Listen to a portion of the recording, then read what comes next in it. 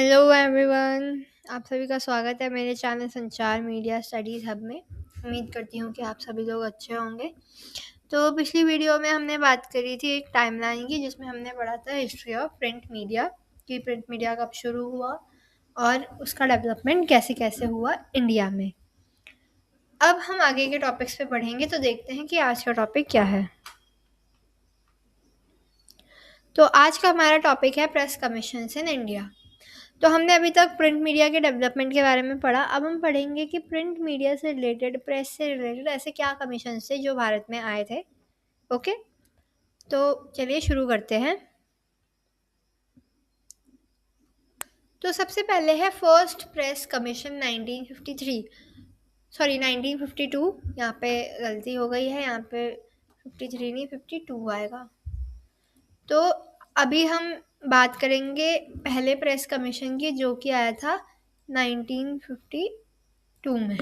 Okay, सो 1951 में एक press act पास हुआ था। ठीक है, जो किस में पास हुआ था? अमेंडमेंट आर्टिकल 19 के सेकेंड पार्ट में जो अमेंडमेंट हुआ था 1951 में, उसमें एक एक्ट पास हुआ था जिसे बोलते हैं press objectionable matters act. Okay, जिसमें गवर्नमेंट को ये पावर दी गई कि कोई भी ऐसा पब्लिकेशन होता है जो कि ऑब्जेक्शनेबल है, तो उसे बंद करवा दिया जाएगा, सिक्योरिटी फोरफीट कर दी जाएगी। ठीक है, तो ये कब तक रहा? 1956 तक चलता रहा ये प्रेस कमीशन एक्ट। ठीक है, ये जो फर्स्ट प्रेस कमीशन जो अपॉइंट किया गया था, देखिए पास बिल कब हो गया था? 1951 में, लेकिन इन्फोर्स कब हुआ? 1952 में। ठीक है, अपॉइंट कब हुआ था? 1952 में, जस्टिस GS राजाध्यक्ष के अंडर में। ओके, 1951 में प्रेस एक्ट, यानी जिसको ऑब्जेक्शनेबल मैटर्स एक्ट भी कहा जाता है, प्रेस एक्ट या प्रेस ऑब्जेक्शनेबल मैटर्स एक्ट, ये पास हुआ था पार्लियामेंट में 1951 में। ठीक है, इसके अंडर गवर्नमेंट को कोई भी ऐसी ऐसी प्रेस एजेंसी जो कि कोई ऑब्जेक्शनेबल मैटर प्रिंट करती है, छापती है, उसके खिलाफ एक्शन उठाने की पावर दी थी। ठीक है, और 1951 में तो ये पास हुआ था पार्लियामेंट में, इन्फोर्स हुआ ये 1952 में अंडर GS राजाध्यक्ष के अंडर। ठीक है, और ये कब तक चला? 1956 तक। ठीक है, और कमीशन ने अपनी रिपोर्ट कब सबमिट करी? 1952 में। ठीक है, ताकि इंडियन प्रेस की फंक्शनिंग को इम्प्रूव किया जा सके। अब इसके रिकमेंडेशंस या ऑब्जर्वेशंस क्या रहे? सबसे पहले, इस जो प्रेस काउंसिल थी जो बनाई जानी थी, उसके ऑब्जेक्टिव्स क्या थे? कि जो भी प्रेस है वो फ्रीडम को सेफगार्ड करे। ठीक है, और इंडिपेंडेंस जो है प्रेस की वो मेंटेन रहे। मतलब प्रेस को इतनी इंडिपेंडेंस हो कि वो सवाल पूछ सके, वो कुछ ऐसा मैटर उठा सके जो कि जायज़ है। ठीक है, जो गवर्नमेंट के खिलाफ है लेकिन लोगों के हित में है। ओके, तो इसलिए प्रेस काउंसिल बनाई गई थी। उसका जो बनने वाली प्रेस काउंसिल थी, उसका ये ऑब्जेक्टिव, पहला ऑब्जेक्टिव होने वाला था safe guard press freedom and independence. Press की फ्रीडम और उसकी इंडिपेंडेंस को मेंटेन करना, उसकी रक्षा करना। Maintain ethical standards in journalism में एथिकल स्टैंडर्ड मतलब घूस वगैरह नहीं होनी चाहिए। ऐसा नहीं कि तुमने रिपोर्टर को घूस दे दी, भाई ये मत छापना और ये चीज़ छापना, और उसने छाप दी, ये नहीं होना चाहिए। ठीक है, monitor restrictions on the flow of news, मतलब न्यूज़ कैसे जा रही है, उसमें क्या क्या रिस्ट्रिक्शंस लग रहे हैं, क्या वो रिस्ट्रिक्शंस सही हैं या नहीं हैं या गलत है, उनमें क्या चेंजेस आने चाहिए, ये भी प्रेस काउंसिल का ही क्या था, काम था। ठीक है। Promote responsibility and public service in journalism, जो जर्नलिस्ट होते हैं उन लोगों को पब्लिक के लिए काम करना होता है। They are abide to work for the public. ठीक है, ताकि लोगों को उनके हक की बात करने वाला कोई मिले, जो उनकी साइड लेता हो, उनकी परेशानियां समझता हो, उनकी परेशानियों के लिए खड़ा होता हो, उनकी परेशानियां जागृत करता हो पूरे देश भर में, ताकि सरकार को पता चले कि यहाँ ये दिक्कत है।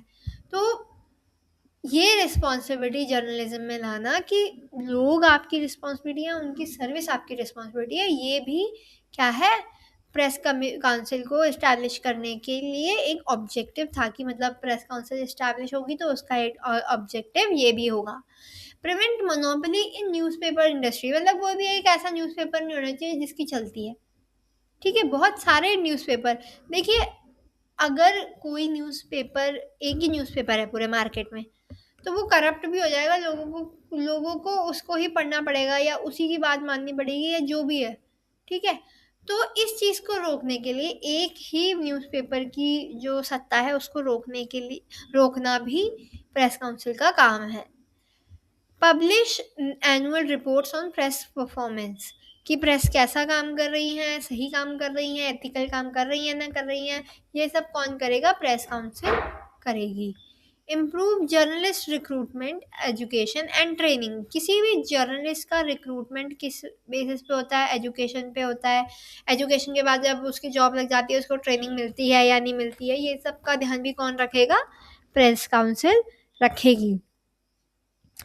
ठीक है, इसमें ये भी बताया गया कि जो एडिटर है उसकी जो स्टेटस है ना वो धीरे धीरे डिक्लाइन होता जा रहा है। मतलब कि पहले जब लोग न्यूज़पेपर पढ़ते थे ना तो लोग न्यूज़पेपर को उसके नाम से कम और एडिटर के नाम से ज़्यादा जानते थे। पहले लोग न्यूज़पेपर का नाम भी जानते थे, एजेंसी का नाम भी जानते थे, एडिटर का नाम भी जानते थे। लेकिन अब ऐसा नहीं होता है। धीरे धीरे धीरे क्या देखा जा रहा है कि लोग जिस अखबार को पढ़ते हैं उनको पता ही नहीं किसने एडिट करा हुआ है, उसका एडिटर कौन है ना।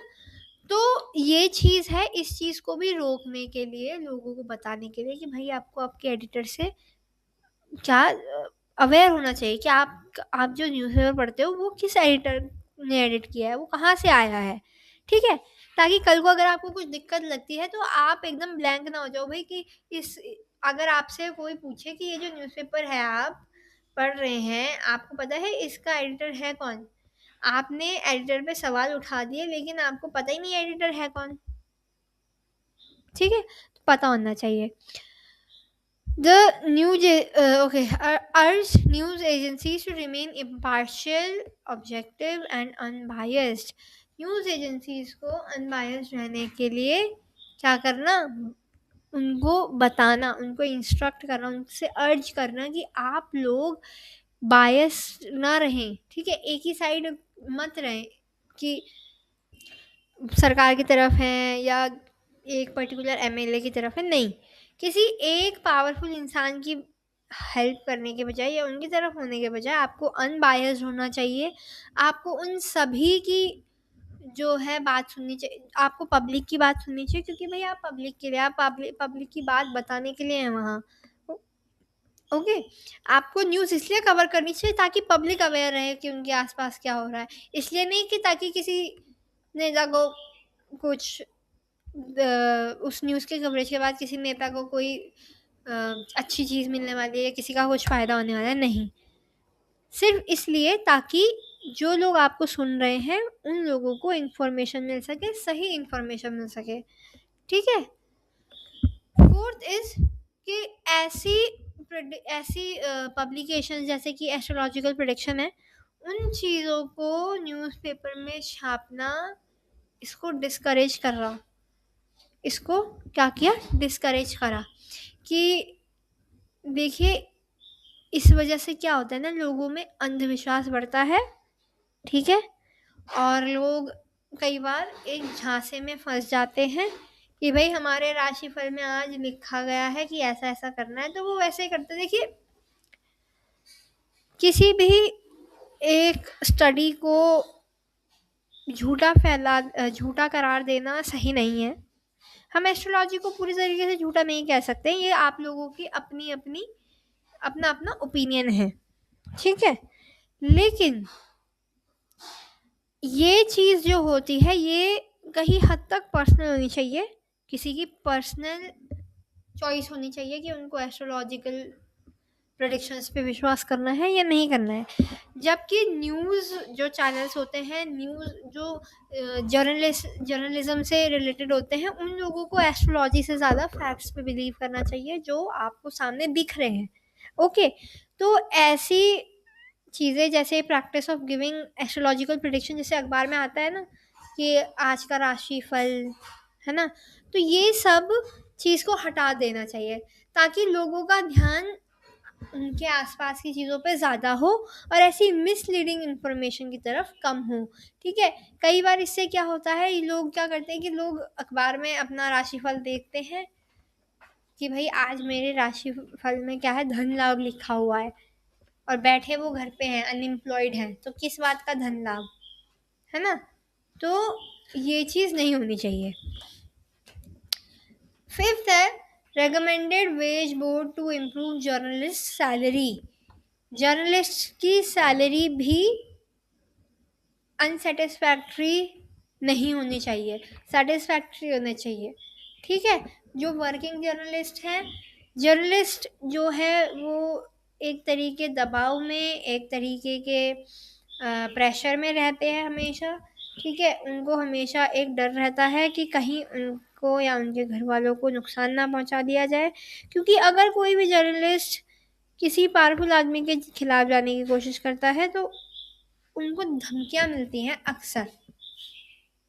तो जर्नलिस्ट की ये जो काम है ये बहुत ही ज़्यादा रिस्क भरा है एंड इसकी कोई भी सेफ्टी नहीं है, सिक्योरिटी नहीं है।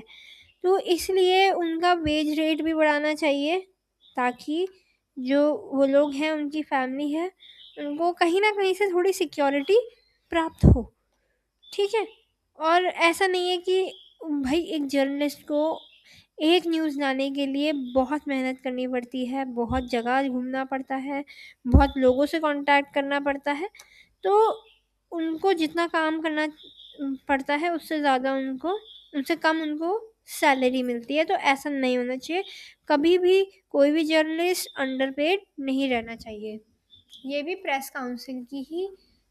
काउंसिल का ही काम है कि वो ये देखे। recommended establishing the registrar of newspapers for India। RNI जो है वो 1956 में क्रिएट किया गया था, और ये चीज़ देखता है कि जो न्यूज़पेपर्स हैं वो पूरी तरीके से अवेलेबल है या नहीं है, उनके अंदर कोई भी न्यूज़ है उनकी पूरी जानकारी है या नहीं है, या आधी अधूरी न्यूज़ दे दी है, आधी अधूरे फैक्ट्स दे दिए हैं, जो न्यूज़पेपर है वो रजिस्टर्ड और लाइसेंस न्यूज़पेपर है या नहीं है। तो ये सब काम होता है RNI का। किसका? Registrar of newspapers for India. Okay, फिर आफ्टर मैथ देखते हैं कि ये सब होने के बाद क्या हुआ, ठीक है। तो ये सब जब डिस्कस हो गया था, इसी वजह से प्रेस काउंसिल, RNI, ठीक है, और प्रेस कंसल्टेटिव कमिटीज़ जैसी बहुत सारी सपोर्टिव बॉडीज़ बनी, जिनकी वजह से न्यूज़पेपर को क्या मिला, सपोर्ट मिला। ओके, कैसी? Press council, RNI, price page schedule कि हर पेज का कितना प्राइस होना चाहिए, तो इन सब से न्यूज़पेपर को क्या मिला, सपोर्ट मिला। तो आज के लिए बस इतना ही। उम्मीद करती हूँ कि आपको समझ आया होगा। आगे के वीडियोज़ में हम ऐसे ही टॉपिक्स पे बात करते रहेंगे। तब तक के लिए बाय बाय।